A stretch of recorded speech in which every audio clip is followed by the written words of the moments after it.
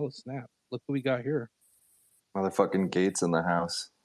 What's up, Gates? GM, Synyster Gates. Have you heard this new album yet? I've heard it.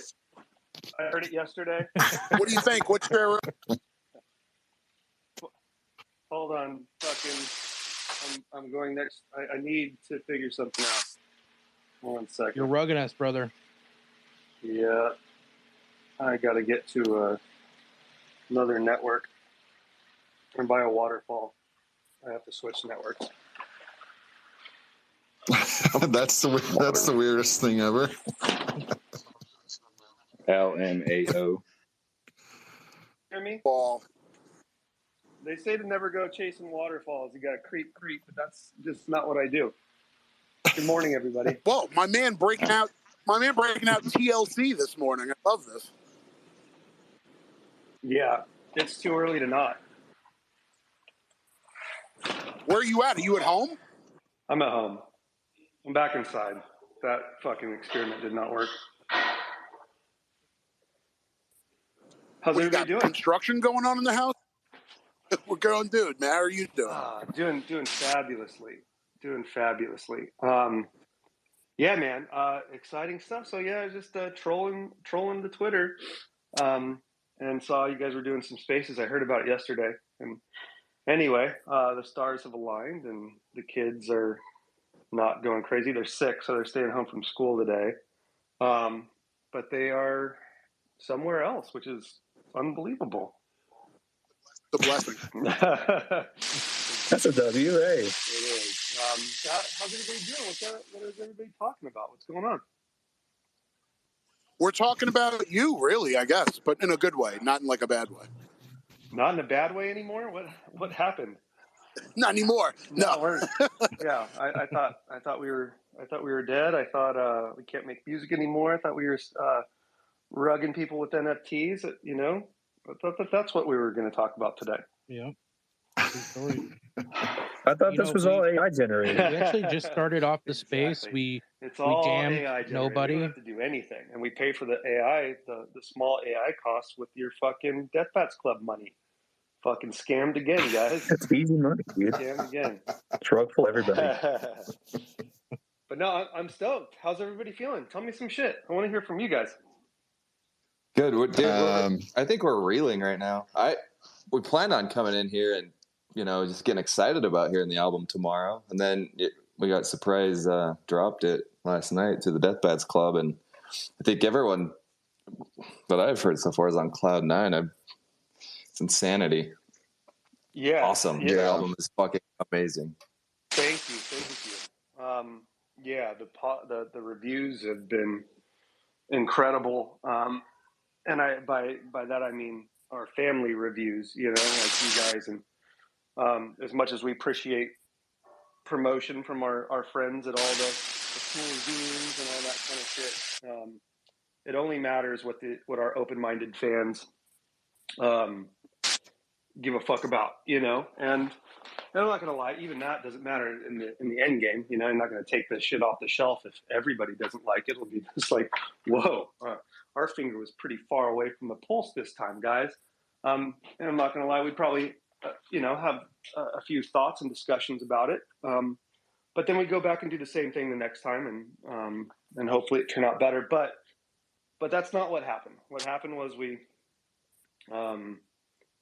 built a lot of shit in and around making music for all hours of the fucking day while having kids and doing crazy stuff. And we had 5 years to do it. And I think you guys know a lot of the soundbite stuff, which we're being very transparent with in press, because we just don't. 5 years and kids and making the album of our dreams, certainly. There's really nothing to mask or to not say. So apologize if this soundbitey, but we're very honest in the press. We're not trying to pull some ploy. We're talking about our happiness. We're not trying to fucking posture that fucking dark metal band and this album is heavier. This album is not heavier. It just is what it is to us. But a great thing that we did was create the Deathbats Club, and that just for me more than anything. I mean, the perks are great, but it brought this camaraderie around our most open-minded and trusting fans, and so when you open up an early listening party and stuff like that, the confidence knowing that all you guys are there, appreciating not just as a perk, but so excited for the record the same way we are, with an open mind. And that's the key. The key is that it is a clear indicator that you guys have an open mind and you trust this band. And I don't expect it to be everybody's favorite record. I'm hoping that you like some stuff. I mean, my top 5 favorite records of all time don't change. But I do feel like we're sharing a unique collection of music with you guys, because I know that's one thing. We're not complete dum-dums. We do listen to other music. We know when something's fresh and or when something's fake and a forgery, or we're trying to be an electronica band because it's cool to do it when you're 17, and we're now influencers and all that good shit. It's nothing like that. We believe in the freshness of this record. We believe that it's different, that it just fucking hits different, and we're very, very proud of that. We happen to love it. We hope you do too.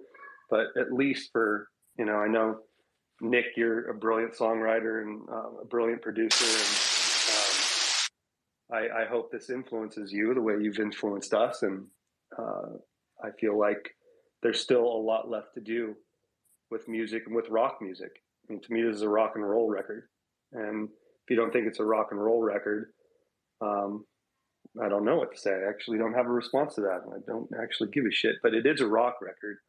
And yeah, there's some songs, just like the Beatles are a rock band, but it didn't mean that they didn't have a ska song on there or a reggae song occasionally and stuff like that. But the Beatles are a rock band. We're a rock band, tend to be a little on the heavy side. And this is a fucking rock record done differently. There's a rock record that I haven't heard any other rock record sound like. And so to be able to say that and share that with you guys, because I'm not worried about having to work my agenda or slip this in, like this is slip a Mickey in your drink first before I fuck you with a bunch of music that I'm not confident and proud of. This is not that. I have the ultimate confidence because you guys are Deathbats Club members, and you trust this band, and you're taking a gigantic leap of faith with us. And we've been sitting back, enjoying the negative press and the trolling, all the while knowing that we're sitting on a record we're very proud of, super serving a fan base that we're very, very proud of, and that's tech for, fucking hooking up our family and being together. So anyway, this is a long time coming. I had a wonderful listening party with the Synyster family yesterday into an open-ended preview to the record or listening party with the Deathbats Club. It's just it's the coolest. Yesterday was the coolest day of all time, and now we absorb the material and wait for the rest of the world to come to the party, and we go fucking tour and hopefully see all you guys really, really soon.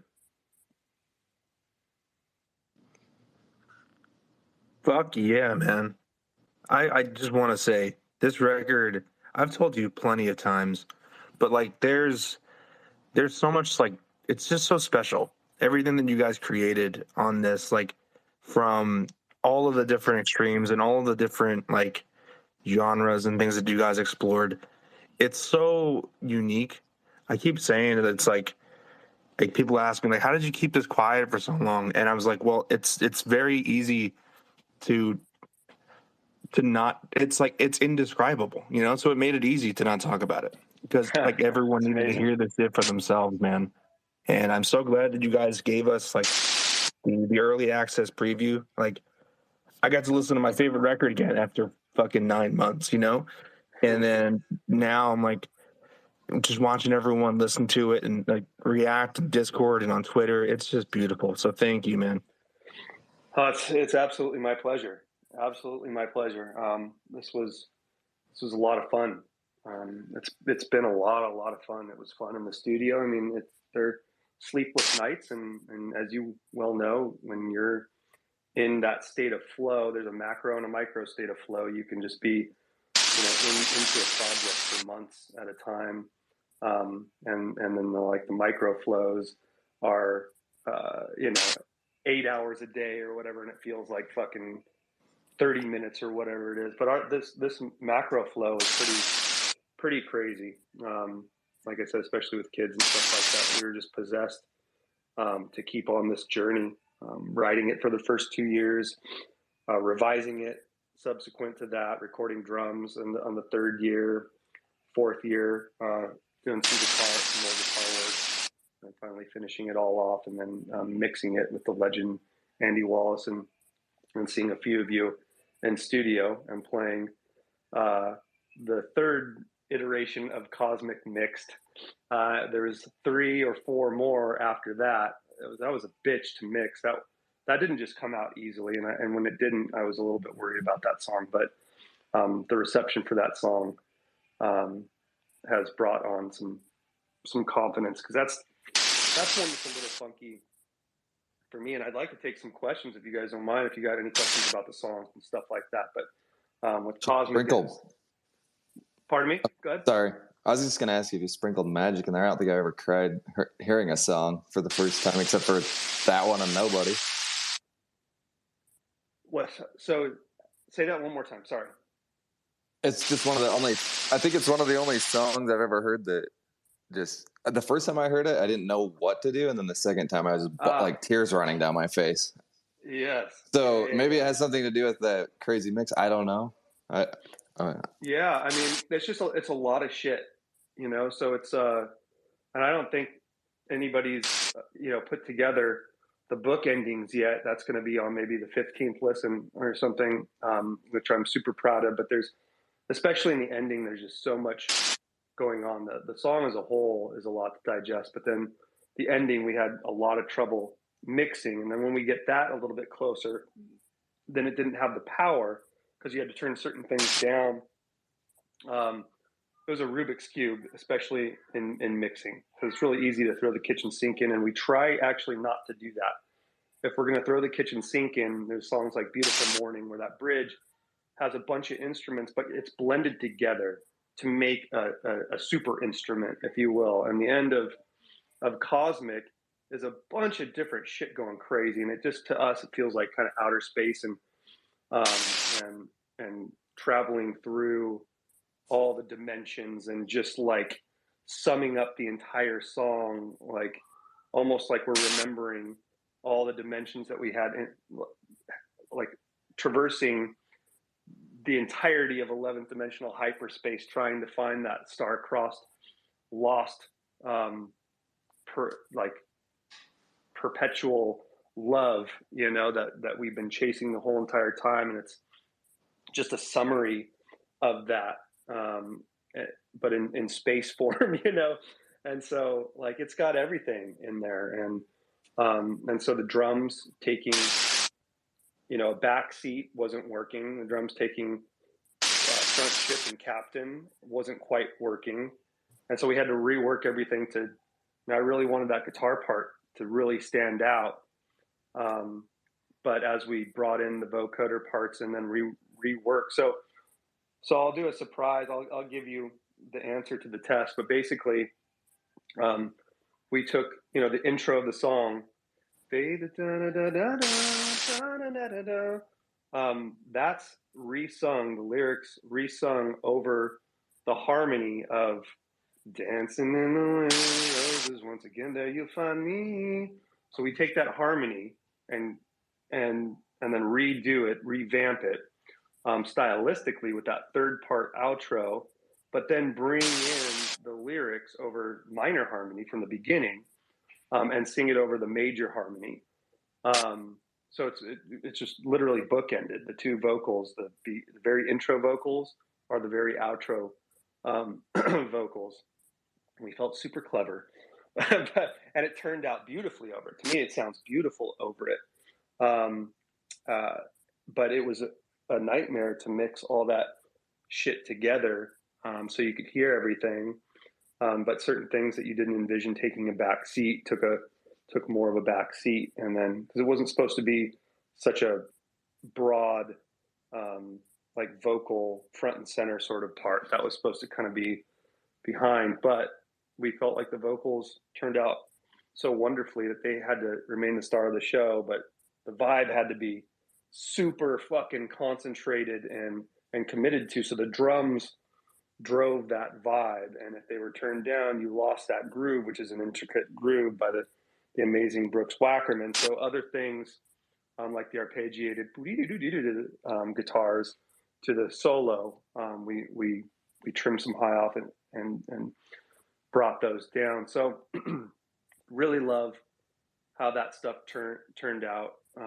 We took a lot of time, like I said, in all phases, from the creative writing process, sketching process, to the recording process, to the production and orchestration process, to the mixing process. It was all, we're just very fortunate to have a lot of time to do that with that song. And I'm super proud of it. And it feels like it's actually moving people, which that's the intent of a song like that. But because we worked so very much on that song, it's hard to have an outside perspective of it. Yeah, I think that song is definitely bringing on a tear or two for multiple people.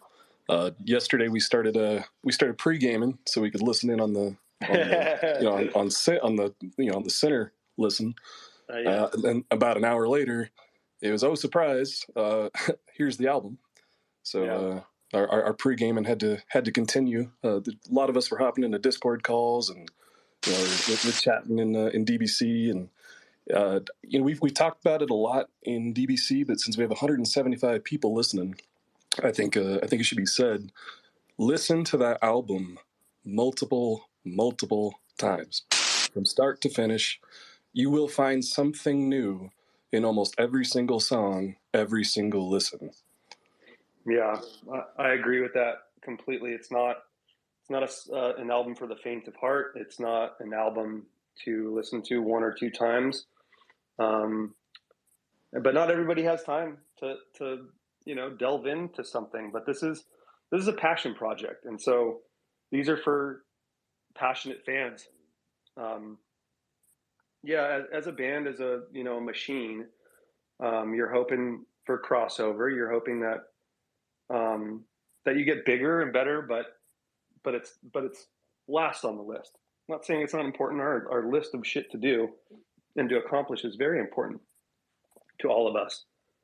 But the number one thing you got to do first is make an album that you love, and for us, we did. And by doing that, the amount of layering that's there. I don't think it's the first time in history that it's layered to the brim. I mean, again, this is a sound bite, but it's the full specter wall of sound philosophy that translated so brilliantly to the Beach Boys and the Beatles, and a lot of substitutes to that. But they're the ones that really stick out on layering. The Stones actually have amazing layering, and I think layering turned into synth stuff, which I love synth stuff done right. But if it's all synth stuff, it's going to sound synthy. There's very few bands that are just pure synth that create so much space and dimension as like the Daft Punks of the world, and Kanye's and certain hip hop producers and artists and stuff like that. But to me, this is a ton of fucking guitar work, a ton of analog natural instruments, and there's a lot of synth on there. We're huge fans of synth, but for us, I'd rather have this organic foundation that the Beatles had, and just usher that analog sort of sound, wall of sound, but into the future. So yeah, I really feel like it's a 10 listen minimum to really start peeling back some shit. Because then once you hear kind of everything, then you're starting to hear what makes sense and why it's there. You almost can get into our brains and kind of understand what we were thinking. Because right now it's just a bunch of crazy shit, and it's like things are coming at you from nowhere. Then you start hearing all the things coming at you from nowhere. Then the third evolution is that that does work there. And this is as a fan. If you're not a fan of it and you don't like it, you're growing increasingly more nauseous with each listen.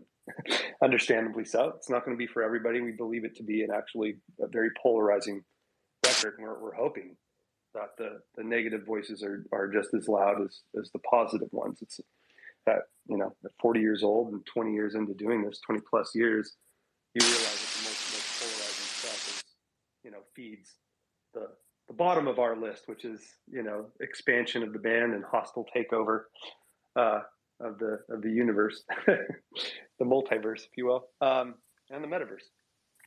But for us, yeah, it's got to make sense, and it doesn't start all making sense until quite a few listens in, and then from my immediate family who's had time to listen for a little bit, or friends or whatever, that's when things start to actually, they can put it together. They know it's coming. They processed it, and it either makes sense to you at that point, or you at least know that it's not your cup of tea. But a lot of listens for sure.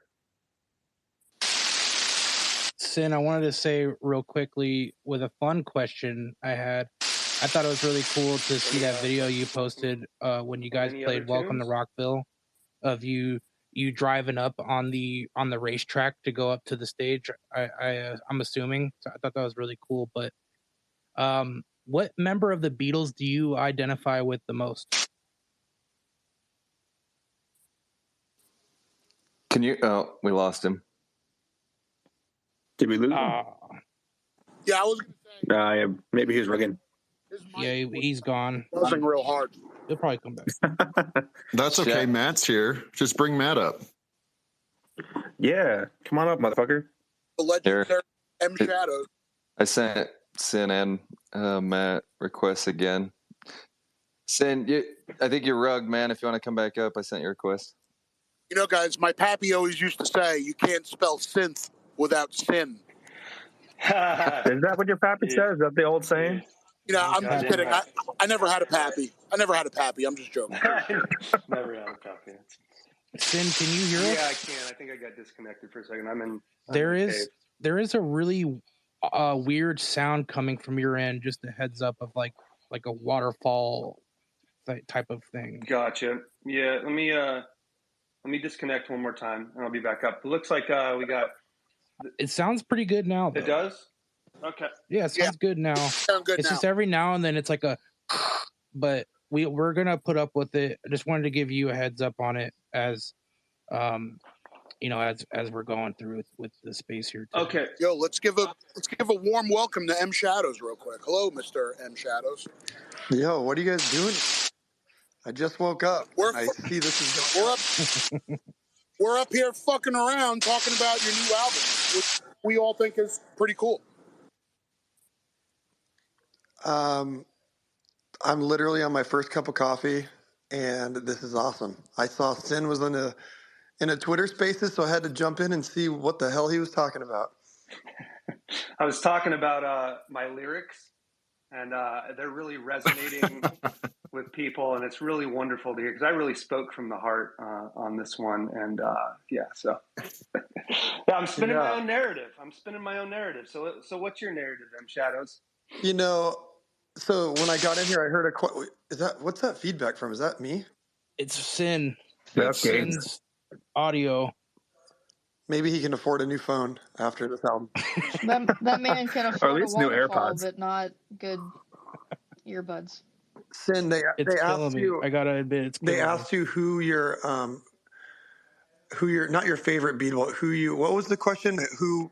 Yeah. So which Beatle? He was talking about the Beatles earlier, And I always like to ask people, like, what member of the Beatles do you identify with the most? Because I'd like to know, like, are you a Ringo kind of guy? Are you a Paul? I mean, I think we all have a little bit of Paul in us, but curious to know what you guys feel like. Go for it, Brian. Brian loves the Beatles. I do love the Beatles. It's probably the third time I've spoken about them in the last 20 minutes. Yeah, do I have that fucking waterfall shit going on? Sounds No, great. you're good now. You're clear as shit. Yeah, so to me it's a trifecta. Like Paul's my number one. I think that if I was gonna say like Paul to me is like Jimmy, just like no matter what happened in like Jimmy's life, he just would have been the Rev. He would have been just this incredible songwriter. Just it was all within him. I feel like John really came into his own a little bit later, and then obviously just took the avant-garde like past it. But yeah, I feel like it's got to be Paul, John, and George Martin. And I feel like Matt and I hate to sound like I'm talking shit. I'm not, because I think Matt's one of the greatest songwriters of all time. Not even just lyrically, which he wrote my favorite lyrics of all time on this record. But I think we kind of would both admit to you that we lean towards maybe that John Lennon, and maybe John Lennon's just a fucking genius and I'm full of shit. But let's just go with my philosophy.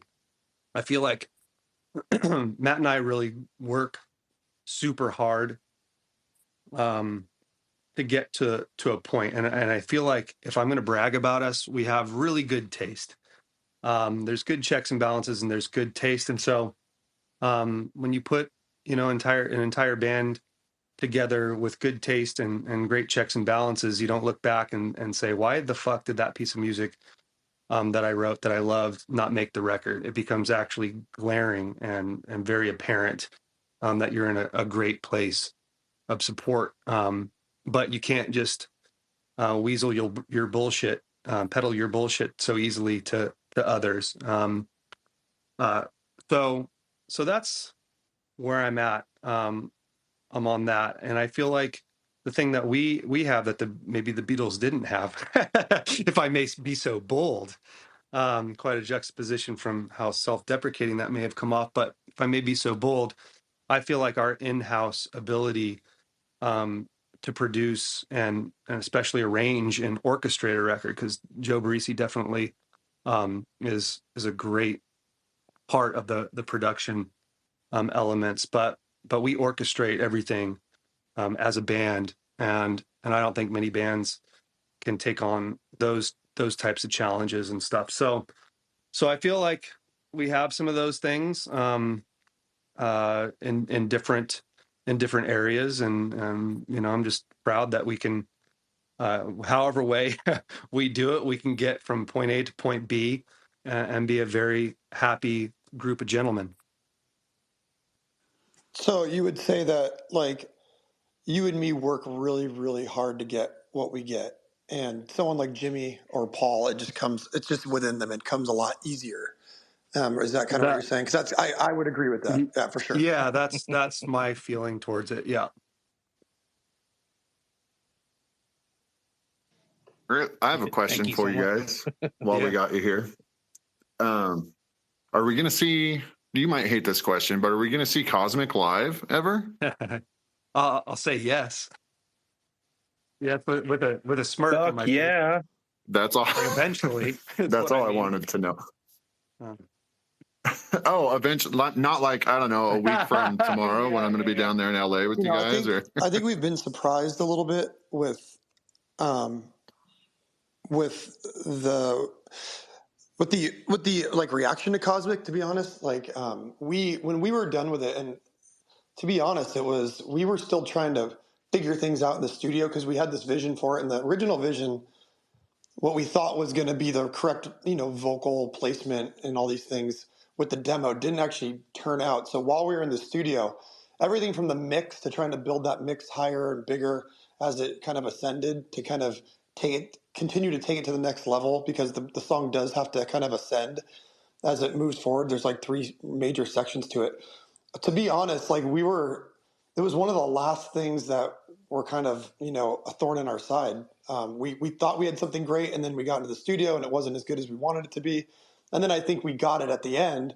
And then I think we sat there and we loved it, but I think I wasn't prepared for everybody to instantly kind of gravitate towards that, which it seems it's starting to happen.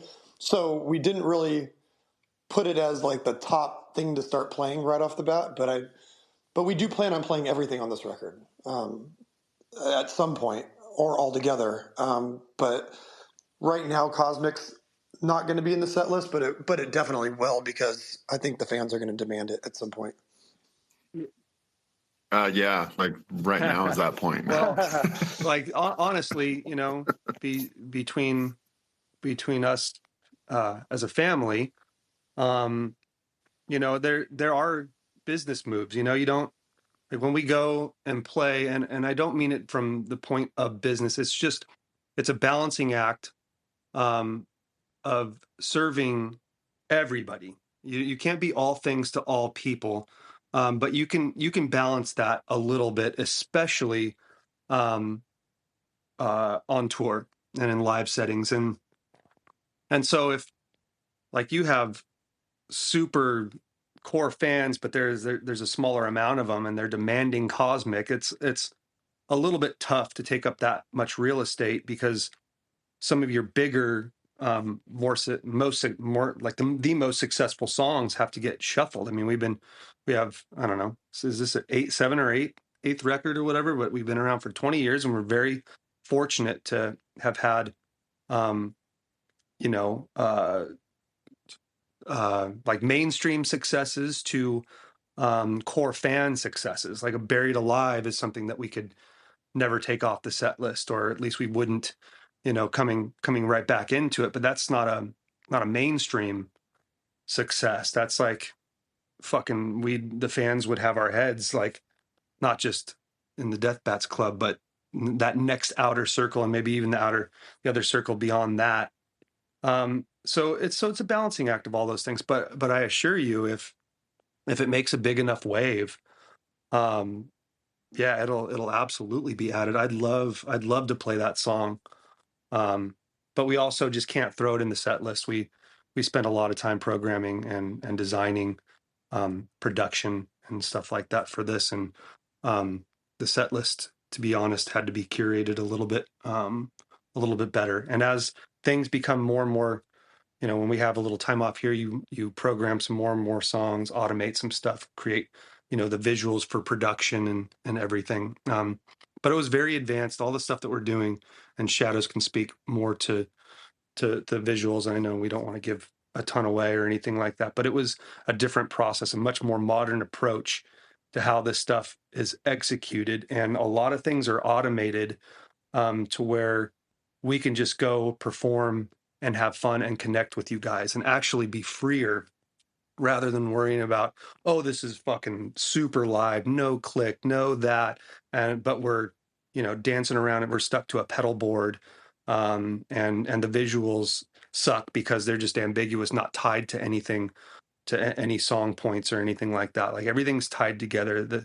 I'm like getting goosebumps thinking about all the hard work the band has put in on all areas and all dimensions of this our live show, to really execute and keep up with what I believe is a new genre and a new era of Avenged Sevenfold. And if we spared any expense and didn't, execute to that level with the live shows we did to the record, we'd be doing ourselves and our fans a disservice. So a lot of work, but even adding a song, my point is, even adding one song is a shit ton of work at this point, but we'll do whatever we have to.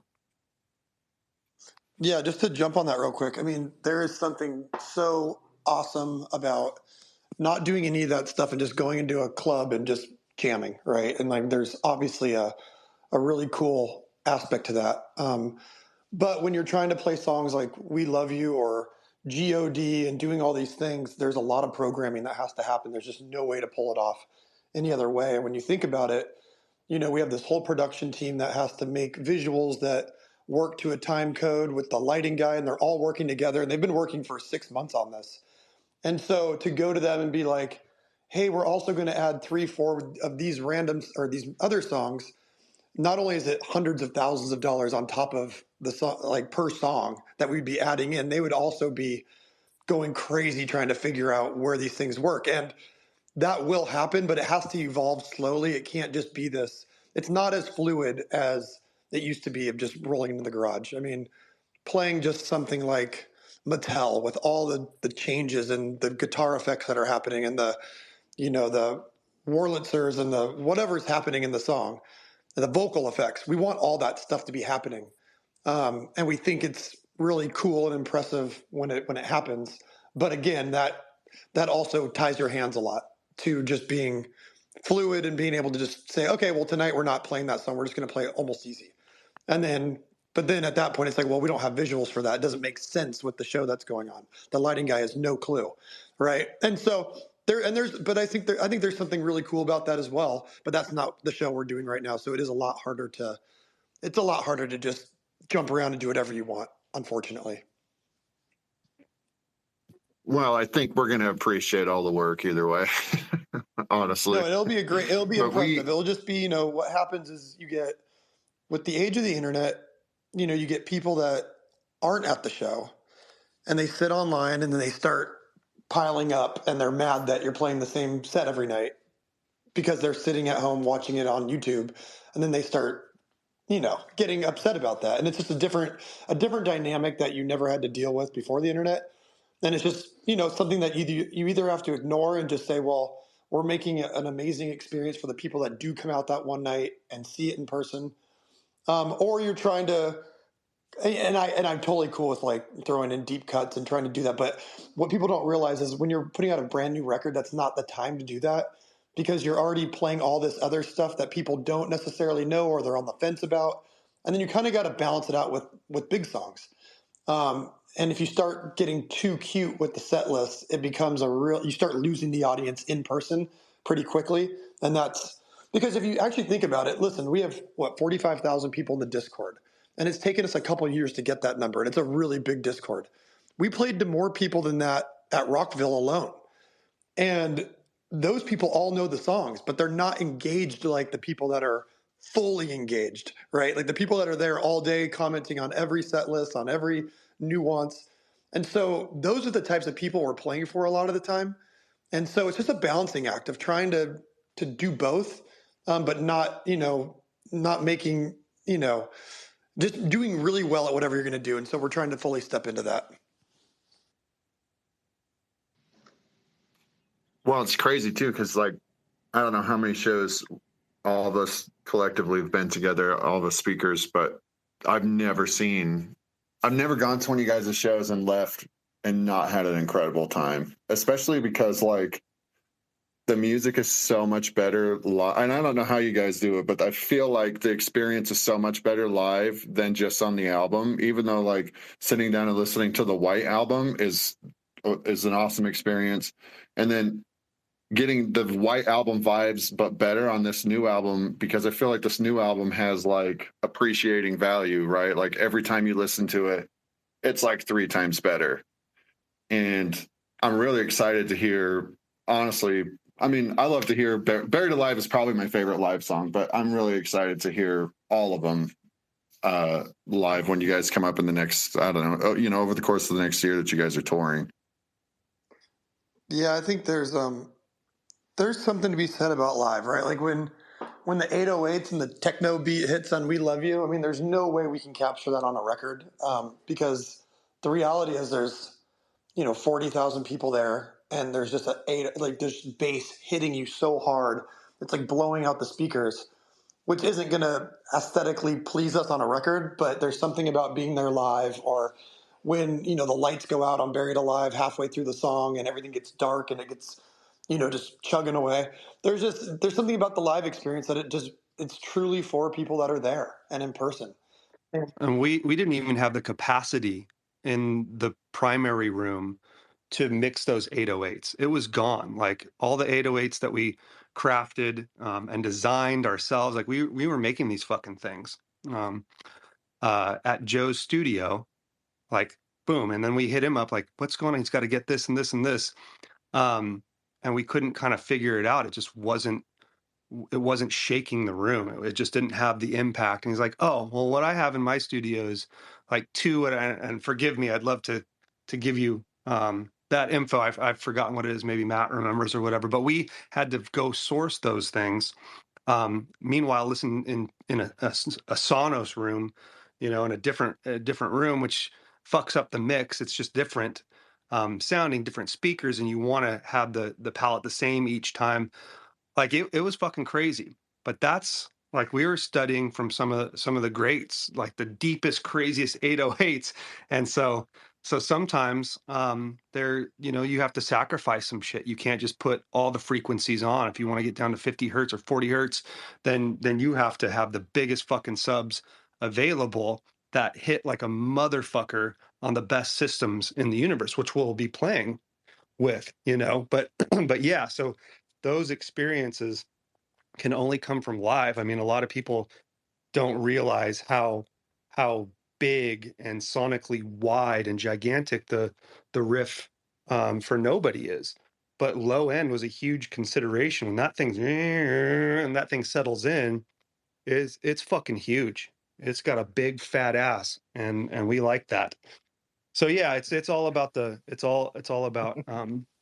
getting this to perfection for live, because that's where we're at now. That the record's pretty much out, and now we go play and have fun. And I will say one more thing on the live thing. We have an amazing crew, and we have some extended band members that can work the automation and do pauses and work in this really improvisational cool element to the live show. So everything's just not so linear and stuff. We put in points in the songs where we want to expand or have more control over them.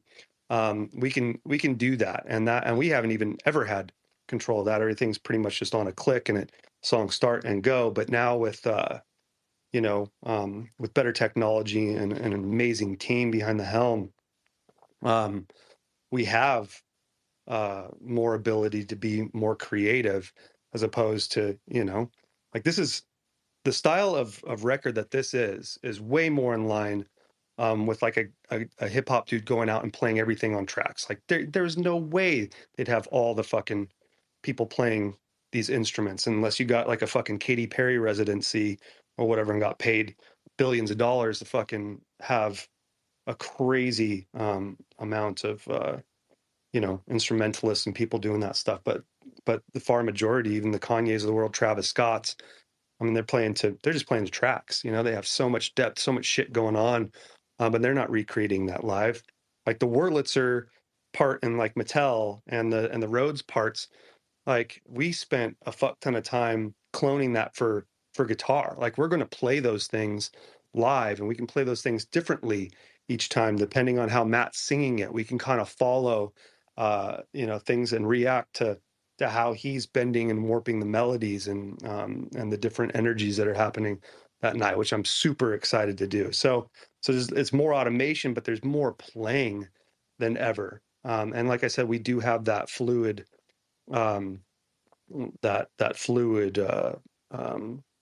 those fluid opportunities with better just a more expansive crew, more technology, a more modern crew and setup. So super exciting. If I may jump in here, I'd like to say, first off, I feel personally attacked by that comment in a great way. No, that's a hell of a show. I would love to have it. I would love that. I'm a huge Katy Perry fan. You know that shit. I know. No, but I just wanted to jump in and say thank you to you and Matt for jumping on. This turned into a very casual Spaces turned massive right now. So we really appreciate you guys coming on and answering some questions. With that said, we've got quite a few people who would like to ask some questions. And Gates, I know that you were open to answering some. So if we may, I'd love to start bringing some people that have requested up so they can get into y'all's heads a little bit. Yeah, I have to take off for literally 1 minute. I have a courier picking up some guitars, hint, for to send to production and do some stuff, some prototype stuff. I'm very excited about. Share that stuff later. But if Shads doesn't mind hanging on for a second, I'm totally down to hang with you guys for a little bit until this kid starts screaming. Yeah, I got a vocal lesson in 30 minutes, so I'm good till then. Let's do it. Beautiful. Okay, perfect. Thanks so much, guys. Let me grab. Well, Danny, you've had your hand up and you're already up here, so go ahead. I've just been patient listening. It's been a lot of great talk, but my first couple playthroughs, I've had a bunch of people asking me what my favorite song was. I didn't even look at the track listing. I just listened to it from back to front, kind of as like one piece of music. And I thought about Matt and Sin. I've been lucky enough to have conversations with the both of you about some instruments that you've created for the album, like you've invented instruments from it. Is there anything that you like, any points that you can point people to where they can hear some of these? Can you describe them? Can you tell us like where the ideas came from or anything like that? Yeah, so I'll let Brian. You should ask that question again when Brian gets back, because he, you know, him and Joe really. God, I'm thinking, like, my brain's going crazy thinking about all the different things they were fucking with to make weird sounds, and all the things that Joe has been sending me since the record. Crazy, like, vocoders where you stick them on your throat, and then it's, if your Adam's apple is low, like it, you know, it speaks, and you can play it on your phone, and like so many different things. I will say for, vocally, for instance, like, I have a video that I can post and send it to you guys later, or post it later, but there's a video of me singing through like a kid's toy called a pig nose. And it's like a toy that you buy at like Toys R Us. And we put a red cup around it to get like a natural reverb. And that's the vocal performance of me just sitting in the studio yelling into this thing that you hear on Easier. Not the vocoder part, but the verses, right? The verses, they sound like they're very like carved out. The tone is very carved out. It sounds like a CB radio. But like things like that, you're just like finding all these things to put together and you're trying things out. Brian has a bunch more musical instruments that they were messing with, like interesting, what would it be, like harmonica type things. And yeah, I'll let Brian get into it, but I did experiment with a lot of mics. So even on like Death, I sung in a vocal mic that I think either Frank Sinatra used or it's one of his favorite mics that they always use. So we were just jumping around with a lot of experimentation, and 99% of the time it doesn't work out. And then 1% of the time you get what's on the record, which is, something interesting happening.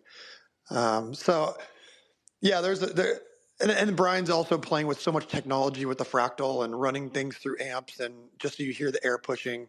So it's not all digital, and then getting synths, running them through auto tune while he's controlling it with his foot, like just all sorts of things, so that you get these sharp bends and these sharp kind of the notes kind of quickly locking into the melodies that we're trying to go for. So he used auto tune on guitar on a lot of stuff, and which I think is cool.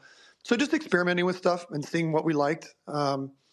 And then just trying to push, these kind of older sort of tricks like the vocoder and, synthesizers, and kind of push them in an organic way into the future, and kind of make some new tones and new sounds.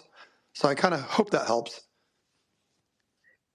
Yeah, I was listening. That's that's dead on. A lot of cool stuff, and I think a big thing that we did vocally too.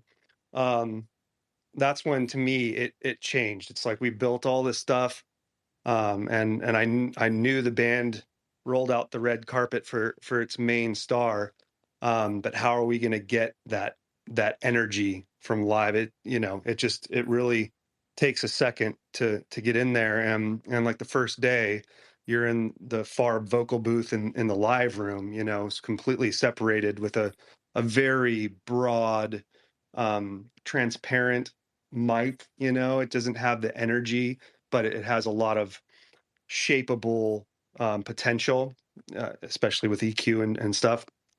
And I just like I'll just share it with everybody. I mean, there's details to this stuff that I shall not, but the energy wasn't there. It didn't feel good. Nobody was having any fun anymore. Least of all, fucking the Shad man. And I remember it absolutely changed. And this is a Joe Barresi moment where it's just kind of unquantifiable, the stuff that he brings, because you listen to demos sometimes you're like that sounds pretty similar, but the energy and the way we work together is incredible. He finally was like, dude, I just want you to come into the control room with us.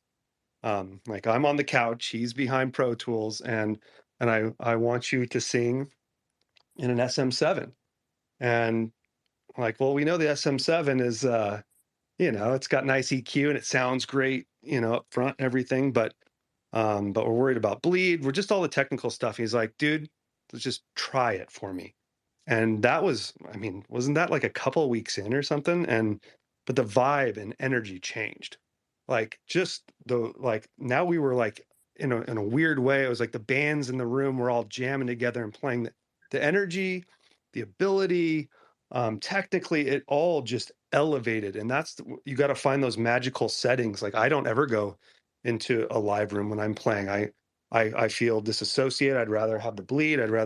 But with vocals, it's more under a microscope magnifying glass, so it's a little tough to commit to that. And there's bleed on it, but who gives a fuck? Because it's, to me, by far the most captivating vocal performance in our history. I mean, you couple that with the lyrics, and you couple that with the amount of time taken to really explore all the different styles, and Matt's had 5 years to really just relearn the ABCs even, and just like, okay, this is structure. This is how I know everything about my voice and how to manipulate it. And that coming to fruition with like a really cool energy in its set and setting, having the perfect set and setting, really allowed him to take that 5 years of education and then bring the energy and vibe, so you don't sound like, you know, you're recreating it for, I won't use a setting or an example and be disparaging to others, but it sounds original, unique, and it sounds like the intent is there. And things like that are so fucking huge. You just don't have that if the singer isn't honest and communicating that and pulling that off. And like I said, we have good taste. I know that about us. And nobody in the studio was fucking feeling the vibe for that first week or whatever it was. And we fought tooth and nail to make sure that wherever we ended up, it was in the perfect place to command that energy. And fucking the first performance with it was with that little pig nose with the red Solo cup, and we were off to the fucking races. And I'm getting goosebumps thinking about it. It was like, oh my God, this is fucking, he knows all the rules, but he's just fucking thrown them all out the fucking window. This is all about the performance. And that was the verses to Easier. And that day, the trajectory was just fucking incredible. And we were fucking banging, and it was super cool. And I think there was a couple other moments that Joe came up huge. And, you know, there's a couple areas where, you know, we were getting a little, I guess, stiff has got to be the right word, on like the game over verses, where it's just da da da da da da da. And then he said, you know, sing them all individually and we'll layer them in so that they overlap with each other, and it kind of throws you off kilter. And so we use that same idea with We Love You, with the more da, and the idea that, like, if those all sit in there perfectly, it gets super stale really quick. If you have it looser and it's like, you know, words are kind of sliding underneath each other, or reverbs are kind of hitting things in ways where it just keeps you, like, the words are like seem layered instead of, you know, so structurally put. And those were all Joe, you know, making us experiment with the way we were attacking it. And it just made all the difference in the world because it gave you that off kilter kind of feel instead of, this structured chaos. And so Joe killed it with the experimentation and just pushing us to really try different things. And yeah, most of it was just done sitting in front of some speakers and just yelling into the mic. Fucking awesome. Yeah, real fast on the harmonica thing, because that's sorry to fucking leap all over the place, but then we move on to a different question. But yeah, so in the bridge of Beautiful Morning, when the first, like, the big comes in, that's like a wall of harmonicas and mellotrons and like classic, I would say classic Beach Boys. If you hear a lot of stuff, I mean, I'm sure I'm a little bit biased. I don't think everything is worn on its sleeve, influences on our sleeves as some things. That was intentional to just get it fucking to a, kind of a psychedelic era. And stacking of the harmonicas, I know from like what's the benefit of Mr. Kite and stuff like that. It was a little, on the nose, I will admit. But we couldn't get the range, so we had to have a bass harmonica, which are hard enough to get. And then I forget the guy's name, but he's just he's like the number one dude. He's a virtuoso player, and he builds and rebuilds these instruments and stuff like that. And he took a couple of months. Luckily, we had 5 years to make this record. 2 months of that, or even more, was devoted to creating that instrument with literally just two more notes on it, so I could get down to a C or whatever it was, because we didn't want to use the sample library, which you can bend and manipulate. We wanted it to be super real. So things like that. Like I said, we spared no expense. It's all just experimenting with these things and not, just settling on the sound that might not be, as organic as we wanted, or the right layers. We didn't stop until we felt those layers sat perfectly for what we were trying to accomplish, and vocal layers included. Did a lot of unique vocoding on this record. Live, the vocoding is super unique.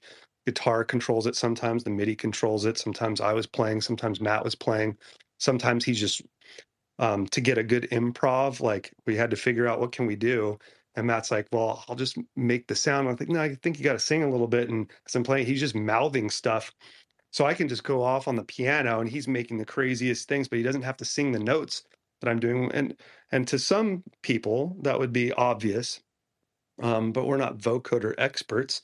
Well, we are now, but we weren't then, and we aren't even right now. But we stumbled onto that stuff, and it just gave us so much more freedom to kind of go off, especially on parts in Easier. The end of Easier, there's a lot of crazy vocoding, and that way Matt could just be super lyrical and do what he does, instead of me being like shy lyrically, shy vocally, a little bit, and timid, but I'm playing, like notes in and out of the scale, bringing more of a, I guess, an educated, when we want to take the notes out, there's kind of a blend of, like, we want to take the notes out. Well, how do you do that? Well, you start with, with an educated guess, right? You're like bending certain notes, and then guys are into it, whatever type of modulation that might be.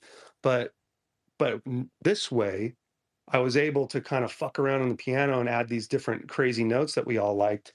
But Matt was able to have his energy come out as the lead vocalist that he is, just the confidence that he exudes on a record. And so a lot of that was experimenting. But it was super fucking fun, especially those days where you find it, when you're like, oh my God, a little trick that we stumbled upon, a little bit of magic here and there. Like, that's the dragon that you continue to chase, even though you're on 2 hours of sleep and you're drinking way too much coffee. It's like, we can't stop. Look at this shit that we're fucking doing. And it's 5 years in and we're still, stumbling onto magical shit. Thank God you didn't stop. It all came together really, really well. I thoroughly enjoyed the album. Thank you, And brother. we'll question. continue to enjoy it. Thanks, Danny. Let's see. Sprained Imp, you're already up here, so go ahead. All right, yeah. This is not really a question, just more of a statement. Fucking album was incredible. Nothing I can say will like adequately describe it. Like you just have to experience it for yourself. Syn, Matt, you guys really fucking outdid yourselves. That piano track at the end was fucking insane. I fucking loved it. Thank you very much. All right, and actually, I lied. I do have a question for Syn. I don't know if you can answer this, but do you have any more information on the Nobody guitar that you're running with Schecter? Well, I don't want to be, shameless promo. When there's probably some questions that might affect a broader range of the audience, but it's coming. I'm going to put it into production. We're just having issues just making it fucking great, and everything's backed up these days. But we've been working on it for a long time, and it should have been out by tour and all that kind of shit. But out soon. We're just going to make sure it's fucking as awesome as it needs to be. All right, perfect. Because I'm a huge nut of your guitars. I have like 6 of them. That's amazing. That's amazing. To the collection. Yeah, man. It's a special experience on stage. It's challenging, super challenging to play some of this stuff. And you never know what version you're going to get. If it's bad but exotic, we'll call it exotic, or if it's executed and you're just like, fuck, I wish I'd had more feel, but my runs were good. It's tough. I'm not used to playing on a 7. We didn't record with a 7-string in the studio, but to be able to play it live and not have to change guitars, and also provided the opportunity to make another cool instrument, which Shadows can attest to, is either a lot of fun in the studio and occasionally a success, or I lose a week of quality studio time because we made an 8-string headless fretless guitar that was supposed to be the star of a particular show, and ultimate fail, and it's funny, but those days have never stopped us before. It gets a little awkward and you do what you got to do, but just when things work out, when Shadman is fucking experimenting like crazy, and we're all trying a bunch of shit, but we're not stoked, or we got to do certain songs like over 6 times. I mean, there's songs that Matt re-recorded literally 6, maybe even 7 times, as the evolution takes place in the studio. At the end of the day, those aren't lost days. You just thank your lucky stars that you have a group of guys committed to the final product, to the finished product, and not sacrificing anything along that journey. That's funny that you say that, because you just brought back like PTSD of singing the fucking verse 2 on Beautiful Morning. I mean, Jesus Christ, how many times did I fucking sing that stupid thing? And then and remember we had mixed the whole record and we came back and I'm like, the second one isn't as good as the first and the third, and we fucking recorded it over the mix. So Joe took the stems, took it out. I re-recorded the second verse, or second part of verse 2, and buried our Beautiful Morning. And literally the day before we sent it to mastering, still working on shit. I mean, Andy Wallace really hasn't even heard the record. We were still fucking with shit after it was mixed. Yeah, it was 3 parts of mixing. We'd go for 2-3 weeks or whatever it was, and then come home back to the studio, and then fly back out to the Poconos, and then come back home to the studio. We did that 3 times, and then still change shit after. Joe was remixing stuff. I mean, think about all the hours that Joe, especially on that song, doing the correct flanging and I won't be able to explain it briefly enough to not bore people. Maybe you know, Matt, how he does it, but he spent a lot of time flanging and doing shit. And then as a group, we kind of thought, it might be a little too much, but he had spent, days just working on this, authentic style of flanging the vocal and shit. And it's gone. And then the mix changes and then the flange changes. Oh, yeah. God. Yeah, exactly. It doesn't even work. Don't bring me back. Right Yeah, way. let's move on. Fuck. Yeah. Fucking crazy. But, PTSD. yeah, but we definitely, and Beautiful Morning, and to end on that PTSD note, Beautiful Morning was the first song you started singing and the last song you ended finishing. Oh my God. You finished up with that. It's fucking crazy. Jeez. All right. We got to move on. All right. I brought Nick up. Move on there. Let's see. Yeah, Nick, go ahead. Hey, guys. So I did actually have a question, but before I ask, very, very good record. I fucking love it. And thanks for sending it out for us early. It's fucking amazing. Now, my question is on Mattel. So I've been hyped for this song ever since I saw he say 3 weeks at Area 15, because I unfortunately missed Vegas. But the one part that stands out to me in that song is that vibrating bass and vocal spot. How did you guys do that, and what was the inspiration on that? Because that, like, I was on the way home from work last night listening to it, and my car, it felt like it was shaking. I was like, oh shit, and like that just stands out to me. Yeah. Do we give them our secrets then? I'm surprised that well, I hate to allude to it, but I'm surprised he's asking where it came from, which is great. Yeah.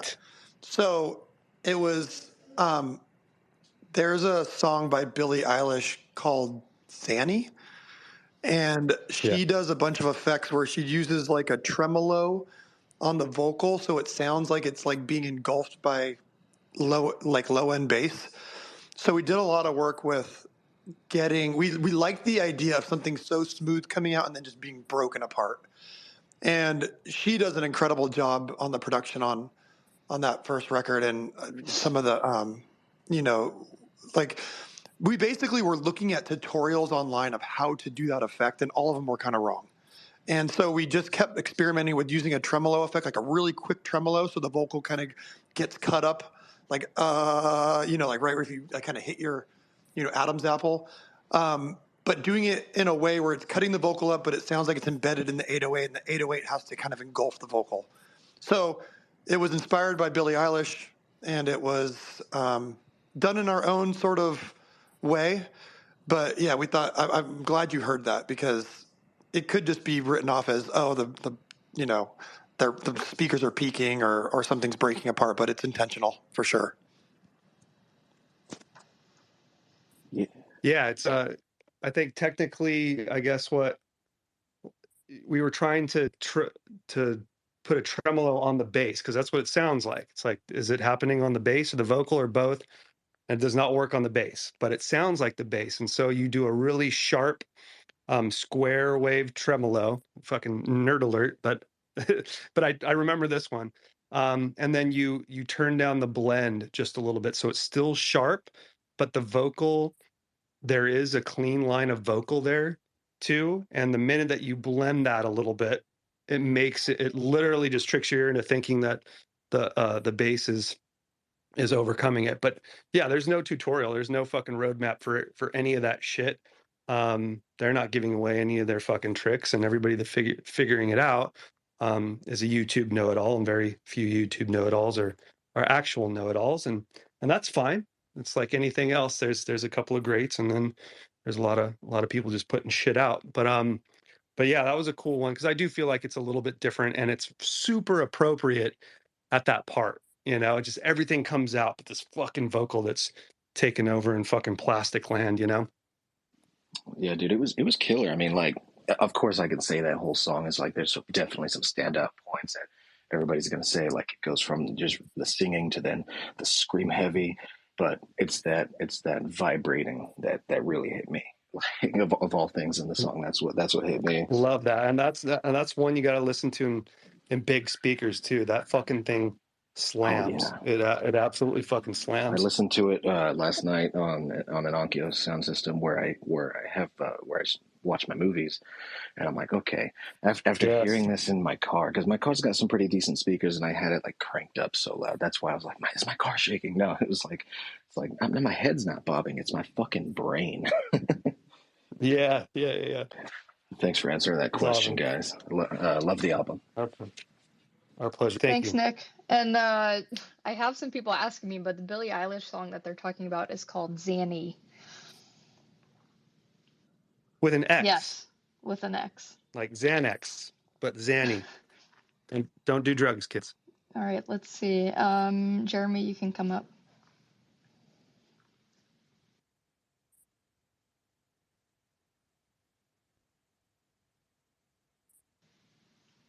All right, Jeremy, you're up.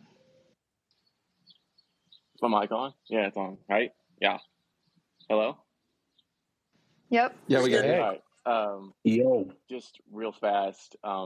Actually, it's a question, and then I'll follow by feedback on the new album. Who is the lady singing on the album? It's not out yet. Huh? What? Get out. I'm just kidding. I'm copycatting M Shadow's response to it on the Twitter. Right? That was your question. That was his. Anyway, whatever. If you got to explain a joke, it's not fucking funny.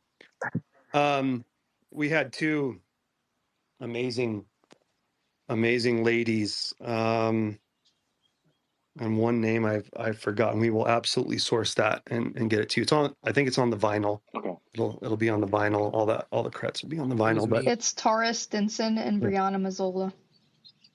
I knew it. Port for the win. Jesus Christ. And so who is that again? Tara Stinson and Brianna Mazzola. Right. Brianna Mazzola, yeah. Who's a young up and coming star, and Tiara's like she is coaching this girl. She's mentoring. She's also like I always forget what is it called? Shads, when they sign somewhere, they find people. Like she's sources. She's a sorcerer. a sorcerer. She's a sorcerer, yeah. Anyway, yeah. So she kind of gets musicians together and a director of sorts, but they were incredible. It's all that's super bizarre harmony, and all these weird chords and weird melodies floating through these weird chords, and is fucking the tone of their voice incredible, and their ability next level. Yeah, they were awesome. They were, working with professional musicians after we're sitting in there suffering.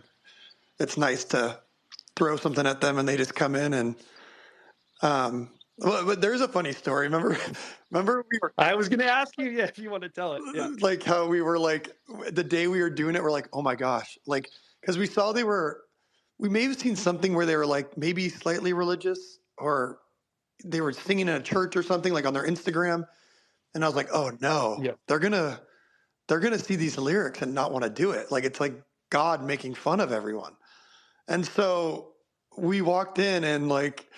I was like, do I just like bring this up to them before they, see the lyrics and start working on this thing with us? And so, no, I kind of like, I was like, hey, this song's kind of tongue in cheek, God's super bummed on all the people he created. And we just wanted to make sure you're okay with being on a song that, talks about that kind of stuff. And they were super cool. They're like, oh yeah, it's all good. But we were me and Brian definitely psyched ourselves out for the whole drive up to Pasadena where we were doing this, where we were, these girls are going to fucking. It was a little scary. And the way you asked too was awesome because we decided that we weren't going to, it was going to be no big deal. We're acting like it's no big deal because it is no big deal. La, la, la. And this is what's great about you. You don't ever fuck around. I was like, going to let it go, not say anything. And then last minute, like they're reading the lyrics and you're just like, fuck this. I'm going to ask. And so you're like, so there's something going on with the lyrics and we just want to make sure you're comfortable with them. Here they are. You didn't explain it. We handed them their lyrics, and the looks on their faces were so fucking crazy. They're like, "Oh, what?" And then you began to explain it. Well, it's kind of a god who's in it, like you just did. And they're like, "Oh, that's fine. Yeah, that's fine. That's great. That's great." But yeah, to your point, like we had psyched ourselves up so much about these things. I was so fucking uncomfortable. I hadn't been that uncomfortable in a long, long time. And it was pretty funny how it all kind of unfolded. But yeah, that was the girls. And so we sourced them because they had actually, they've sung on a lot of, hip hop records that we really enjoyed. And we were going for a more, I mean, it's like a 70s soulful sound. So we were very picky with the voices and what we were trying to get. We kind of wanted this whininess, this sort of like snottiness in a way for, not, I don't have a better term really for it, but we were going for this attitude, and so we literally were going through voices for weeks and weeks before we settled on them, and they knocked it out of the park. They gave us exactly what we wanted, just a unique, sort of sassiness of these kind of know-it-alls that are convinced that God's watching them and is taking care of their every move. They're his disciples. Yeah, they're going out doing all the bidding, and righteously so.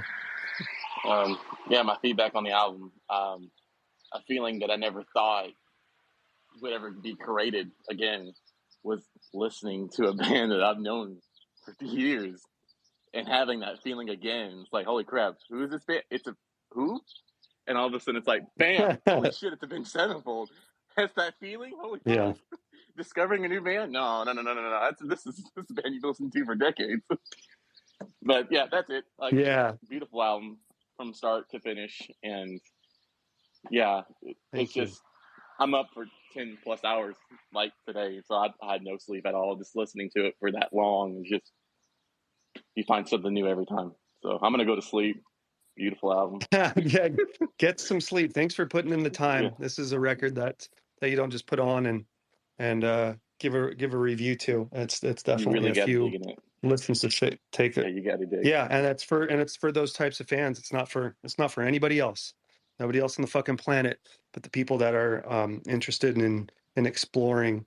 There's definitely a lot to explore there, to say the least. All right. Thank you guys so much. Love you. Appreciate you.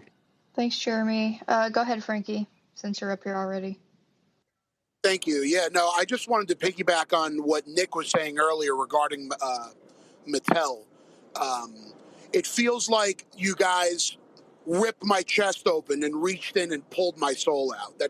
That's exactly how I feel when I hear that part of the song. First of all, Brian, Matt, I fucking love the both of you, as you already know.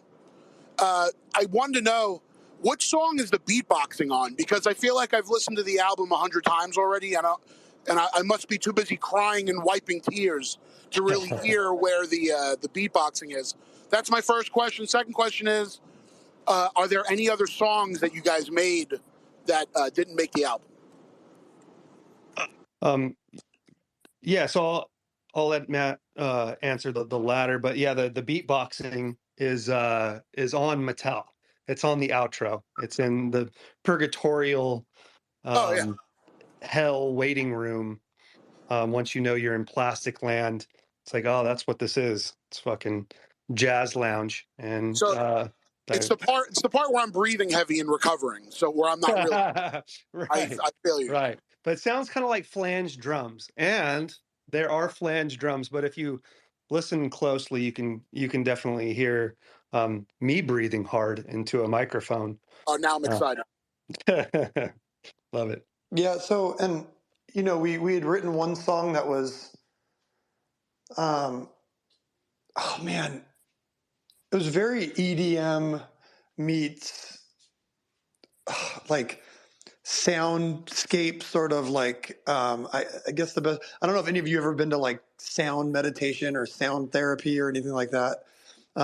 Maybe it's just a California thing, but this song sounded it was very EDM meets meditative sound therapy, hardcore, and that's where we took the Into the Ether guitar solo from. That song, I think there wasn't enough things that were great about it. That probably will never come back, but we did have a chorus from that is in another song that I think is incredible that we never finished, Brian. And we have plans for some of these things. Another one that we had that I think is pretty much finished and it makes more sense to release it at some other point after we rework it is there's a riff in D, the down, down, down, down. That like that whole like little section that is like it's like a interlude in between the sweeping strings and then it's at the end before we warp it. There's a whole song written around that riff that could be interesting to finish up because now you guys have heard the riff and it kind of would tie it all together. So there's a few things that I think we're really excited to go check out when we have time and see, with some new, lenses on, like what we want to do with it. There's some things on the cutting room floor that I think are really cool. We just felt like we had enough for this record and we were cutting more than we were adding. And that was kind of by design. We really wanted to make a concise record in a way. We wanted to have all the left turns and all the things that we were doing, but we didn't want to like drag it on for too long. And we also wanted it to, as a whole, we wanted to speak in a different way than our other records have. As you can tell by the end of the record, you're just like, what is that it? Like, what was that? And so there are some things that aren't finished that would be really fun to re-explore. And so, yeah, I just don't know when we'll do that, but I know that I have a Dropbox of those things and I listen to them every once in a while and I'm like, yeah, these are definitely up to standard. We did write some really cool things that I think will make it, but I think they just need that kind of that love and care, and we need to look at them and see what we want to do with them. Well, if you want, you can send me an invite to that Dropbox, and then I can give you my opinion. You can vet them for us. Yeah, really appreciate that. I would love to. I think it sounds really awesome. And by the way, thank you for saying I'm your favorite Deathbats Club member. We all knew that. Oh, no worries. You are. Yeah, you got You're it. always a joy. You got it. Love you both. I'll see you guys soon. Dude. Back at you. Thank you. Thanks, Frankie.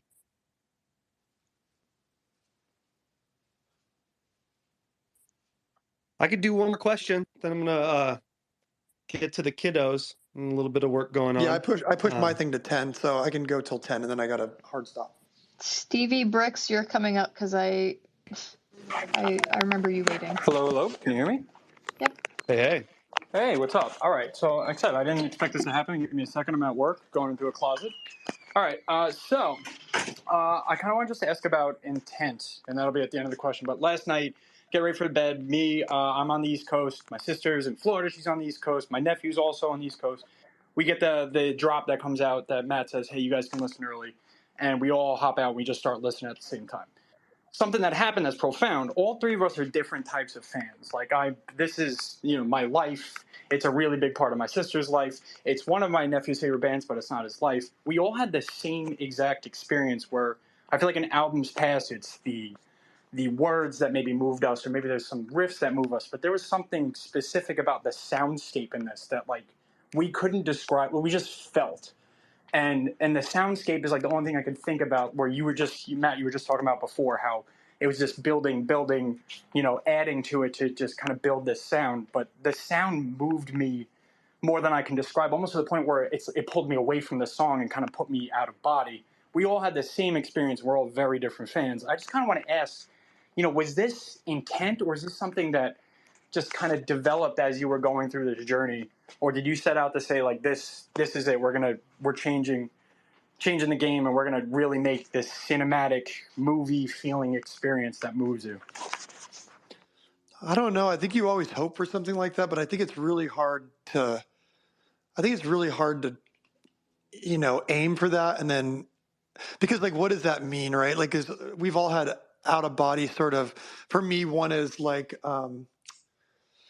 there's certain movies that I watch and there's certain scenes, that do that to me. Right. But if we were trying to, I'd always have the vision of what that is and try to, copy that or whatever. So I think this came out of pure, I mean, Sin, you can stop me if I'm wrong, but I mean, purely experimental, just a philosophy of keeping people off kilter, but also warm melodies and warm instruments and warm production. And I think it all comes together in a way that can really mess with your senses, right? And mess with your emotions. And then the sort of time we spent on the lyrics really trying to say what we wanted to say. I think it's a happy accident. Obviously something you hope for, but I can't say that we sat there and said, okay, this is what we're going to do here because this is what you're going to be feeling at this point. It wasn't very calculated in a way that, we're trying to go for that. But then I'll also say that I had the same experience when we had written God and I had the moment where I was laying in bed and that we had just finished the real version of it and it wasn't mixed yet. And Joe Breezy put them together for me so I could hear how they all went together. And I literally woke up in a sweat out of the bed when I was listening in my headphones, and my heart started racing because it made me feel so fucked up. And that's when I knew we had kind of accomplished something that we were going for. Whether that feeling's going to be different for everybody, but I had it, and we wrote it, and I'd been living with it for a long time, so I knew there was something there. But I think it's really hard to try to quantify that other than just create, and hopefully that kind of arises from the whole experience. I don't know, Sin, what do you think? Yeah. Yeah, I think that's pretty dead on. I think the only thing that I'd add, and it's not very helpful at all, so apologies, is that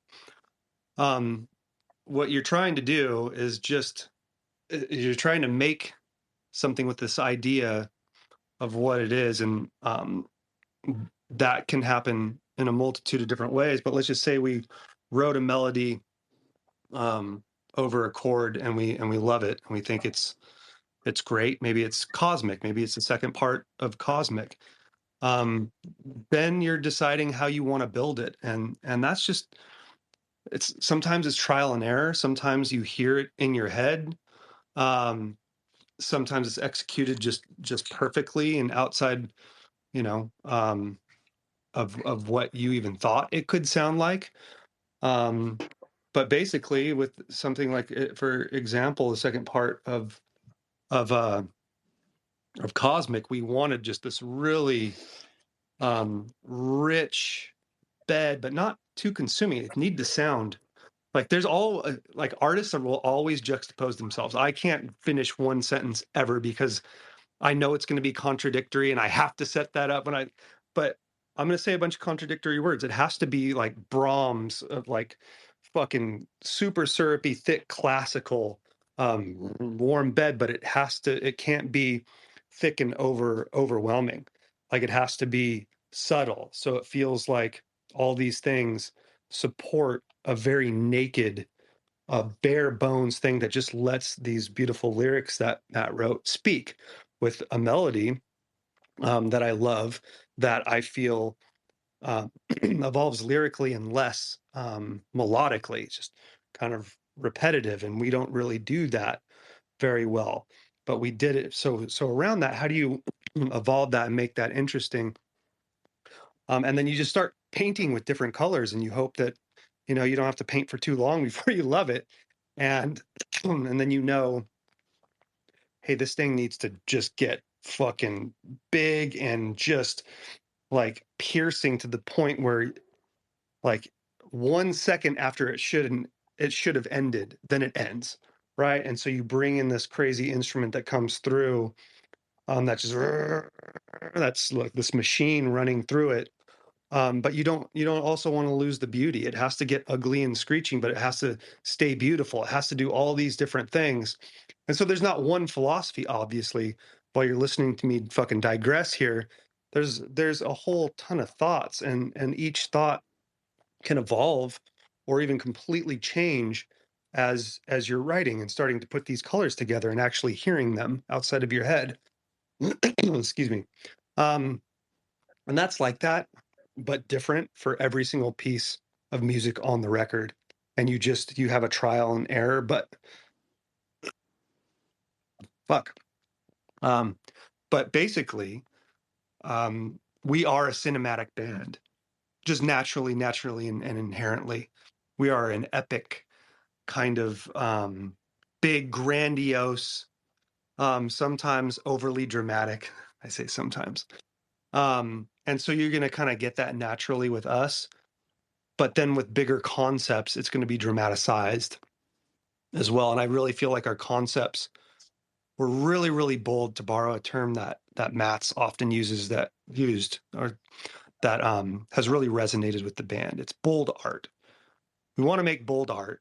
And so the concepts right then, it's like just saying that I want to make bold art is liberating. And now the world gets bigger, and now you're looking kind of up into the furthest reaches of your fucking brain, your heart, and your soul, and you're thinking of crazier shit.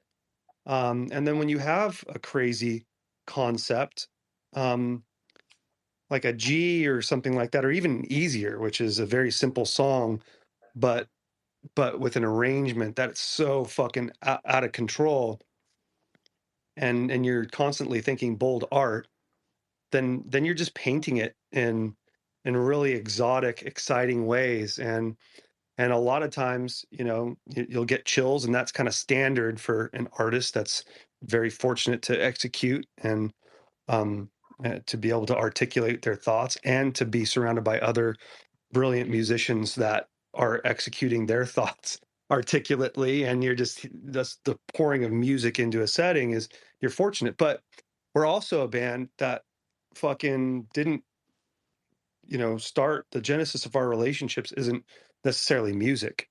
It's actually fucking trouble. Literally fucking all of us, are banned from each other's houses at one point. Certainly Jimmy was.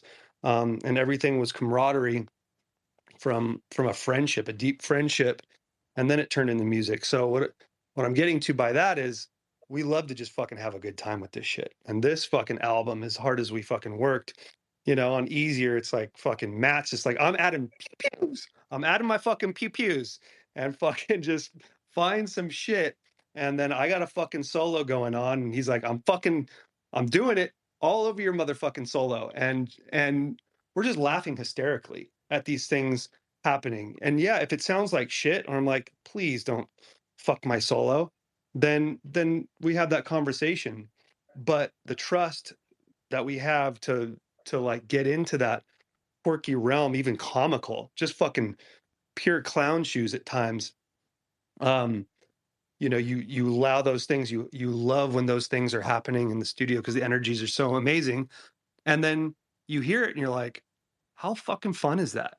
Like, fuck the laughing and the comedic amazing things that just happened. Like, still got tears in my eyes from laughing that fucking hard, but that sounds fucking unbelievable. How wild does that make it sound? It sounds like fucking kids getting together and just fucking jamming the fuck out of some stuff with each other. It's just like, it brings such a crazy energy to it. And so anyway, I'm fully digressing at this point. But I just wanted to paint a couple of different pictures, because to Matt's point, I mean, it's not just one thing you set out to do. It's literally a billion of those things, mini concepts, micro concepts, that you're trying to articulate in the studio and execute to the best of your abilities. It gets fucking wild. Well, thank you, guys. It's stunning, and it messed me up in the best way. So thank you guys for the experience. Thank you for the time. I appreciate it. Thanks, man. Appreciate it. Thanks, Steve.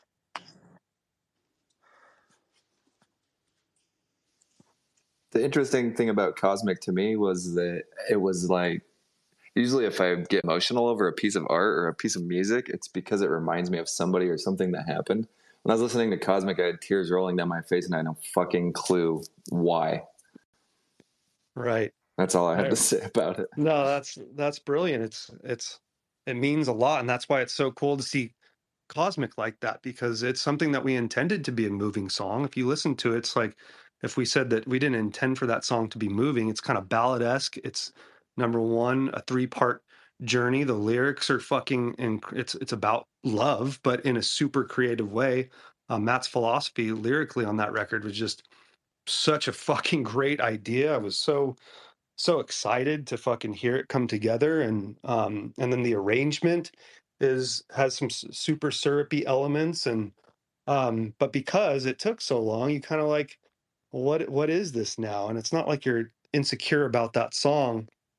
You're just left having worked really hard on it, and but if an artist brings you a song like that and said they didn't intend to move people with it, they're fucking liars. We were moved by certainly the thought, and as things developed, and I was certainly lyrically, but then you sometimes you have to toil over some stuff. Sometimes things just come immediately. Sometimes things just come fucking immediately, and it's just the song writes itself. And then sometimes the song takes 5 years. Wow. Man, I think on that one,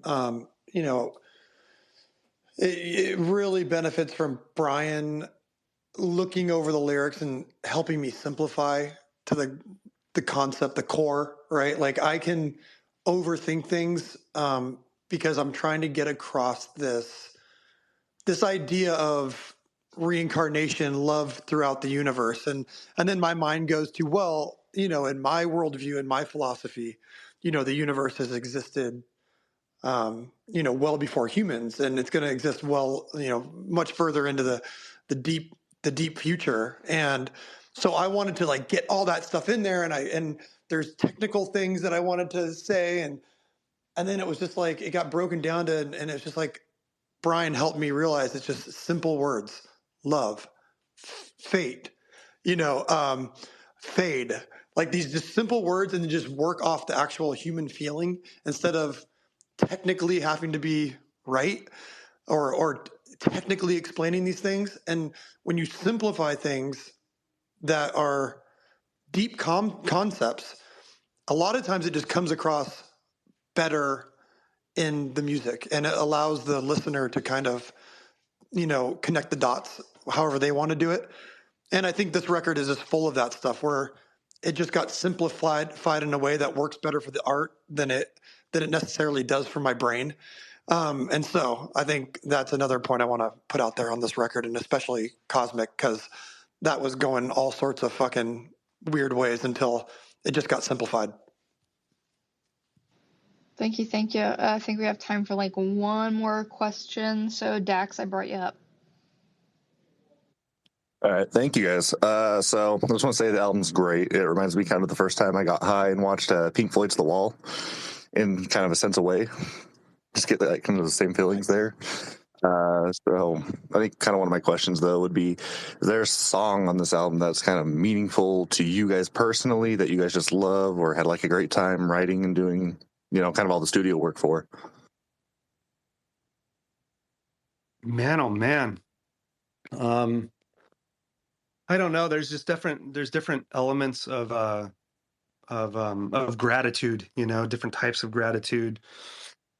I always love when like the things that come with like Matt and I feeding off each other, or Zach and some of the other guys, whenever there's like this really cool thing that happens in the studio or in the writing process where you feel like maybe it started with your idea or maybe it's the other guy's idea, but it's built up and like transcends, and it like just like, fuck yeah, I know. It's I hate to call it this, but it's like a big dick swinging move.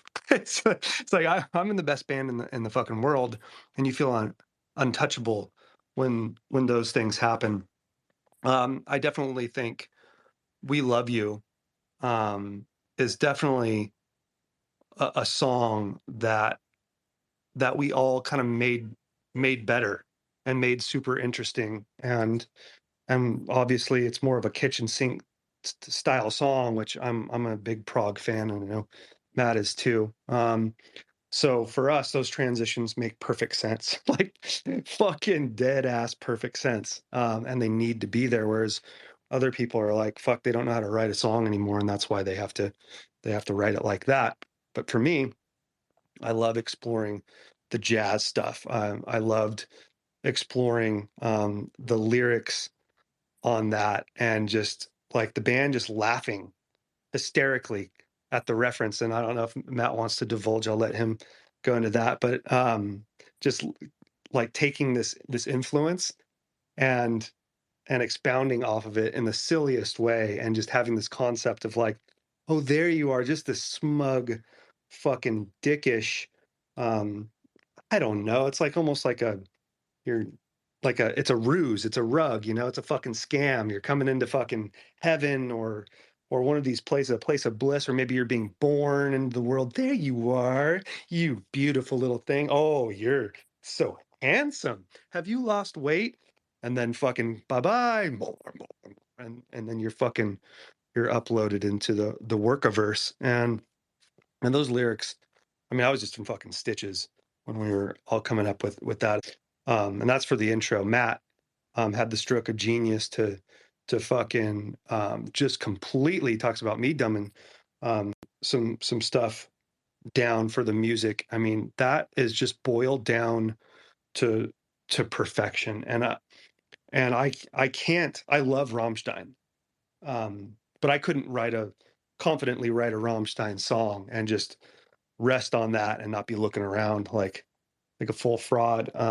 But because of the context of the song, because of its progressive nature, and because of where we went melodically over those riff verses, we were in we were in the blues realm. We were in super abstract, like, I mean, some of those early melodies we'll have to bring back, because it was just like fucking weird half whole,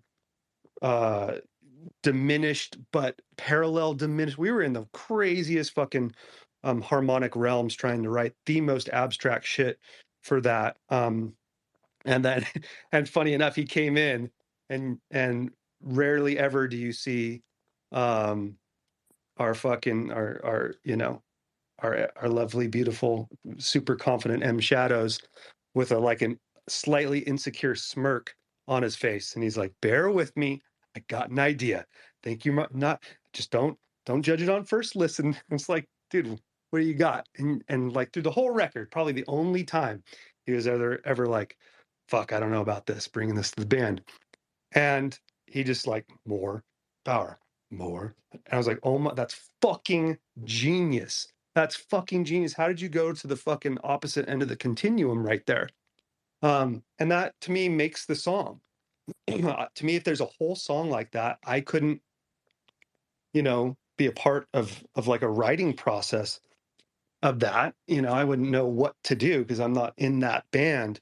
But taking moments of like this EDM sort of thing and just really boiling it down while the rest of the song is completely juxtaposed to its simplicity with fucking gnarly bouts of complexity, I just thought was a stroke of fucking genius. So that song is highly collaborative. Um, and those days where we're just coming up with those types of things, like you get the goosebumps when he brings in fucking more build, and then he comes up with morphine and like clever things like that, and you're stoked and you're amped and you feel good. And then from the comedic elements of the intro of the record, and then the chorus, "We love you." We're like, are we going to be snide towards fans? Are we going to be um, dickheads about this, or what does "we love you" mean? I mean, we explored all options of it. We just knew we liked the lyric, and then we also, realized, hey, we love our fans and we miss them, and we don't want, this to be a snide thing at all. So what does the "we love you" mean? And we know what that means now, but probably not going to tell you.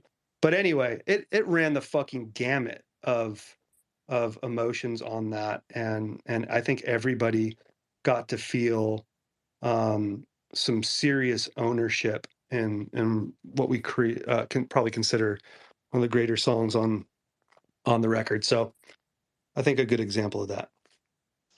All right, so I got to go, but I want to answer this real quick. I got my lesson starting, but I would say my favorite thing on this record is "Nobody," and the reason that is because I feel like the record's so colorful and crazy, but I feel like I feel like Nobody sits almost as negative space on the record. It's almost like a black hole that just sucks in everything else.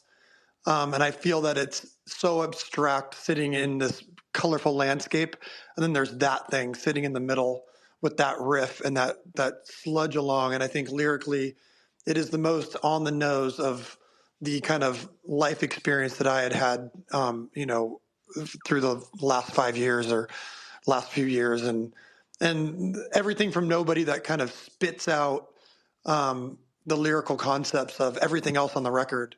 Everything else we touch upon came from what happened in Nobody. When you think about the colors of this record, and then you think of pure black and white, pure spectrum of nothingness, I think of Nobody, and to me, that's just this weighty thing sitting in the middle of your universe. And so, to me, that's the one I'm most proud of, and the one that I think will hold the most weight for me personally. Awesome. Thank you guys. I really love it. It's definitely a work of art, like you guys said. So, and yeah, we love you guys too. Thank you. Absolutely. I'm gonna bounce out of here with Shads and enjoy some family time before I got to get some work done. But thank you guys for this. This is just fucking next level cool. It's been a long 5 years, and to be able to reconnect with you guys, even though we kind of have been with the Deathbats Club, but it's all about, just like it is for you as a fan, all about music. It's all about music for us, and then everything kind of splinters off from that, from live to the Deathbats Club to serve the music to you guys in better, more meaningful ways. We're here now, and fuck, it's a true honor to share it with all you guys, and thank you very, very much from the bottom of our hearts for the support. It's huge, and we do not take it for granted. And we see fucking super deep support on this one, and it's incredible. Yeah, thank you guys very much. See you soon. Thank you guys for spending some time with us today. Of course. Talk soon, guys. Take care. Thanks, guys. Thanks, guys. Thank you. Take care. Proud of you guys. Shit, man. So what just happened? Well, look what you did, Andy. Yeah, I don't. Yeah, that was fucking cool. I don't think that could have gone any better. Look, I just want to take a moment real quick. So that was not planned at all.